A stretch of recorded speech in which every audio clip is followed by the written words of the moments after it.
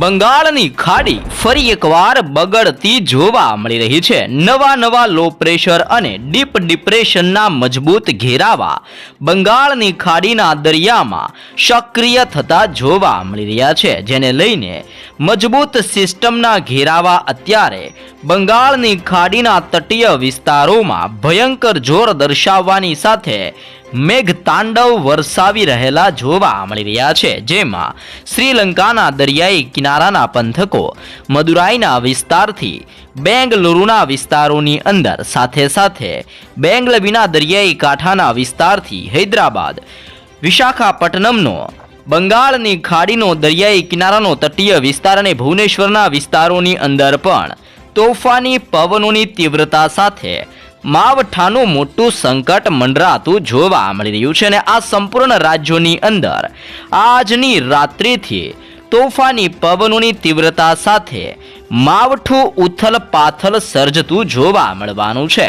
જેની સીધી અસરો હવે ગુજરાતના હવામાનની અંદર પણ ભારે અસરો જોવા મળવાની છે। ગુજરાતની અંદર લાંબા સમયના વિરામ બાદ આકાશ પાતાળ એક થતું જોવા મળી શકે છે। ગુજરાત ઉપર ઘેરાઈ રહેલા મજબૂત શિયર ઝોનના પટ્ટા અને મજબૂત સ્ટ્રફ લાઇનને લઈને ગુજરાતના હવામાનની અંદર પણ સતત પલટાવ આવતા જોવા મળી રહ્યા છે। સાથે રાજ્યની અંદર ઉનાળાની શરૂઆતને લઈને ડરામણી આગાહી દર્શાવવામાં આવી રહી છે। તમે જોઈ શકો છો ગુજરાતના ઉપરવાળા ભાગોની અંદર અત્યારે મજબૂત સિસ્ટમનો હાઈ પ્રેશરનો ઘેરાવો બનતો જોવા મળી રહ્યો છે અને આ હાઈ પ્રેશર સિસ્ટમનું તીવ્ર દબાણ સૌરાષ્ટ્રના દરિયાઈ કાંઠાના વિસ્તારથી કચ્છ, દક્ષિણીય ગુજરાત, ઉત્તરીય ગુજરાત અને મધ્ય ગુજરાતના વિસ્તારોમાં મજબૂત પટ્ટો ઘેરાઈ ચૂકેલો જોવા મળી રહ્યો છે, જેને લઈને કચ્છના હવામાનની અંદર મોટા પલટાવ આવવાની સાથે વાદળ છવાયું વાતાવરણ મંડરાતું જોવા મળી રહ્યું છે। સાથે ઉત્તરીય ગુજરાતના જિલ્લાઓની અંદર પણ તોફાની પવનોની તીવ્ર અસરો વધતી જોવા મળી રહી છે। તે ઉપરાંત સૌરાષ્ટ્રના દરિયાઈ કિનારાના વિસ્તારોમાં પણ ભયંકર હલચલ વધતી જોવા મળી રહી છે। આમ સક્રિય બનતી નવી સિસ્ટમો, વધી રહેલા તોફાની પવનો અને સક્રિય બની રહેલી નવી વેસ્ટર્ન ડિસ્ટર્બન્સની સાથે ગુજરાતમાં બનતા શિયર ઝોન અને સ્ટ્રફ લાઇનના મજબૂત ઘેરાવાને લઈને આવનારી 72 કલાકમાં ગુજરાતમાં ફરીથી ઉનાળો અને માવઠાનો ઘેરાવો ગુજરાતમાં બનતો જોવા મળવાનો છે। હવામાન નિષ્ણાત આંબાલાલ પટેલની નવી આગાહી પ્રમાણે ગુજરાતમાં 30 ડિગ્રીથી લઈને 42 ડિગ્રી સેલ્સિયસ સુધીનું ટેમ્પરેચર એટલે કે ભયંકર ગરમી પડવાની પણ શક્યતા દર્શાવવામાં આવી રહી છે। સાથોસાથ ગુજરાતના હવામાનમાં મોટા પલટાવ આવતા હોય તેમ વહેલી સવાર અને મોડી રાત્રિ દરમિયાન ગુજરાતમાં વાદળોના ઝુંડ છવાતા જોવા મળી શકે છે, જેને લઈને ગુજરાતમાં હળવી ઠંડીનો અહેસાસ પણ વધતો જોવા મળવાનો છે। આમ ગુજરાતની અંદર એક તરફ વહેલી સવાર અને મોડી રાત્રિ દરમિયાન ઠંડી, બપોર દરમિયાન ગુજરાતની અંદર કડકડતી ગરમીને લઈને ઉનાળાની શરૂઆત અને ધીમી ધારે ગુજરાતમાં ઝાપટા સ્વરૂપીય વરસાદ વરસવાને લઈને માવઠા રૂપી મોટા સંકટનો ઘેરાવો ગુજરાતમાં બનતો જોવા મળી રહ્યો છે। આમ એક સાથે ત્રણે ઋતુનો હળવો અહેસાસ ગુજરાતમાં વધતો જોવા મળવાનો છે। સાથે તમે લાઈવ જોઈ શકો છો તે રીતે બંગાળની ખાડીના દરિયામાં સક્રિય બનતી લો પ્રેશર સિસ્ટમ ધીમી ગતિએ ડીપ ડિપ્રેશનની અંદર પરિવર્તિત થતી જોવા મળી રહી છે, જે બાદ આ લો પ્રેશર મજબૂત વાવાઝોડાની અંદર પરિવર્તિત થતી જોવા મળવાની છે, જેને લઈને દરિયાઈ કાંઠાના ભિન્ન રાજ્યોની અંદર તોફાની પવનોની તીવ્રતા સાથે કમોસમી વરસાદ અને માવઠું ભૂક્કા બોલાવતું જોવા મળવાનું છે। વાદળોના ઝુંડનો મજબૂત પટ્ટો પણ દક્ષિણીય ભારતના સંપૂર્ણ વિસ્તારોમાં ઘેરાઈને અત્યારે ઘોર અંધકાર દર્શાવતો જોવા મળી રહ્યો છે। આ સંપૂર્ણ વિસ્તારોની અંદર આજની રાત્રિ ભયંકર સાબિત થતી જોવા મળી શકે છે। સાથોસાથ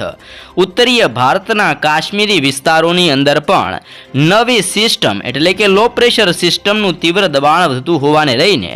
ઠંડા અને ભેજયુક્ત પવનનું તીવ્ર દબાણ ઉત્તરીય ભારતના વિસ્તારોમાં અત્યારે ભારે દબાણ સક્રિય બનતું જોવા મળી રહ્યું છે અને દબાણ સક્રિય થવાની સાથે ઉત્તરીય ભારતના વિસ્તારોથી હિમાલયના વિસ્તારો, પાકિસ્તાન, અફઘાનિસ્તાન, ઈરાન અને ઓમાનના દરિયાઈ કિનારાના વિસ્તારોમાંથી પવનની દિશાઓ પલટાતી જોવા મળી રહી છે અને હવે આ પવનની દિશા ગુજરાત તરફ દર્શાવવામાં આવી રહી છે. આમ બદલાઈ રહેલી પવનોની તોફાની દિશાઓને લઈને ગુજરાતના હવામાનમાં સતત મોટા પલટાવની શક્યતા દર્શાવવામાં આવી રહી છે. આમ મોટા પલટાવ આવવાને કારણે ગુજરાતમાં પવનની તીવ્રતા વધતી જોવા મળવાની છે. 35થી લઈને 40 કિલોમીટર પ્રતિ કલાકની ઝડપે ગુજરાતમાં હવે પવનની તીવ્રતાની અંદર વધઘટ થતી જોવા મળવાની છે અને દક્ષિણીય ભારતના વિસ્તારોમાંથી મજબૂત સિસ્ટમનો ઘેરાવો ગુજરાત તરફ આગળ વધતો જોવા મળી રહ્યો છે. ઓમાનના દરિયાઈ કાંઠાના વિસ્તારોમાં હાઈ પ્રેશર સિસ્ટમનું દબાણ ગુજરાતની અંદર હળવી અસર દર્શાવતું જોવા મળી રહ્યું છે. આમ ચારે દિશાઓમાંથી ગુજરાત ઉપર ઘોર અંધકાર રૂપી વાદળોના મજબૂત ઝુંડ છવાતા જોવા મળી રહ્યા છે અને ઝુંડ છવાતા હોવાને લઈને સૌરાષ્ટ્રનું હવામાન આજની રાત્રિથી પલટાતું જોવા મળી શકે છે, જેમાં સૌરાષ્ટ્રના ભિન્ન ભિન્ન પંથકોની અંદર હવામાનમાં ઓચિંતાના પલટાવ આવતા હોય તેમ બાબરા, અમરેલી, સોનગઢ, જૂનાગઢથી લઈને ભાવનગરના વિસ્તાર, ખરસલિયાથી લઈને પાલીતાણાના ક્ષેત્રોમાં, તળાજાના દરિયાઈ કાંઠાના વિસ્તારથી મહુવાનો દરિયાઈ કિનારાનો વિસ્તાર, કુંડલાના ક્ષેત્રોથી લઈને રાજુલા, તુલસીશ્યામ, ધારીના વિસ્તારથી બગસરા, વિસાવદર, આમ દરિયાઈ કાંઠાના પંથકોની અંદર ઓચિંતાના પલટાવ સાથે ઉના, કોડીનાર, વેરાવળ અને માંગરોળના વિસ્તારોમાં 25 ડિગ્રીથી 27 ડિગ્રી સેલ્સિયસ સુધીનું ટેમ્પરેચર જોવા મળી શકે છે. તે ઉપરાંત સૌરાષ્ટ્રની અંદર કડાચના વિસ્તારથી કેશોદ, જૂનાગઢ, જેતપુર, ઉપલેટા, કુતિયાણાથી લઈને પોરબંદરના વિસ્તારોમાં 26થી 27 ડિગ્રી સેલ્સિયસ સાથે તોફાની પવનોની તીવ્રતા વધતી જોવા મળવાની છે. સાથે સાથે ભાનવડ, ચીખલી, ભાટિયા, ખંભાળિયા, લાલપુર, કાલાવડના વિસ્તારથી દેવભૂમિ, દ્વારકાના ક્ષેત્રોમાં ઓખા બંદરથી લઈને રાજ્યની અંદર ધ્રોળનો વિસ્તાર, જામનગર, સાવડી, વાંકાનેર, થાણ, ચોટીલા, રાજકોટ, કાલાવડના વિસ્તારોની અંદર પણ મોટા પલટાવની શક્યતા દર્શાવવામાં આવી રહી છે. શાપર, વેરાવળથી લઈને ગોંડલ, જસદણ, બાબરા, ગઢડાથી લઈને બોટાદના વિસ્તાર અને બરવાળાના વિસ્તારોમાં મોટા પલટાવની શક્યતા દર્શાવવામાં આવી છે. ધંધુકા, લીંબડી, રાણપુર, ચોટીલાથી લઈને થાણના વિસ્તારોની અંદર અને સુરેન્દ્રનગરના પંથકથી લઈને મોરબી, હાલવડ અને ધાંગધ્રાના વિસ્તારોમાં એકાએક મોટા પલટાવ આવતા જોવા મળી શકે છે. આમ સૌરાષ્ટ્રના સંપૂર્ણ વિસ્તારોમાં સિસ્ટમની તીવ્ર અસરો અને સિસ્ટમની ગતિવિધિઓને લઈને હવામાનની અંદર પલટાવ સાથે તોફાની પવનોની તીવ્રતા સાથે માવઠા અને ઉનાળાની શરૂઆત જોવા મળવાની છે. તેવી જ રીતે દક્ષિણીય ગુજરાતના દરિયાઈ કાંઠાના લીલાછમ સદાબહાર જંગલોવાળા દક્ષિણીય ગુજરાતના વિસ્તારોની અંદર પણ પલટાવની શક્યતા દર્શાવવામાં આવી છે, જેમાં વલસાડ, આહવા, વ્યારા, સુરત, નવસારી અને ડાંગના ક્ષેત્રોની અંદર, ભરૂચના વિસ્તારથી નર્મદા, રાજપીપળાના વિસ્તારથી આમોદના વિસ્તારોની અંદર, આમ દક્ષિણીય ગુજરાતના સંપૂર્ણ વિસ્તારોમાં એકાએક મોટા પલટાવની આગાહી સાથે પવનની તીવ્રતા વધતી જોવા મળવાની છે અને દક્ષિણીય ગુજરાતના વિસ્તારોની અંદર પવનોની તીવ્રતાની સાથે કમોસમી વરસાદને માવઠાનું મોટું સંકટ આ સંપૂર્ણ વિસ્તારોમાં જોર દર્શાવતું જોવા મળી શકે છે.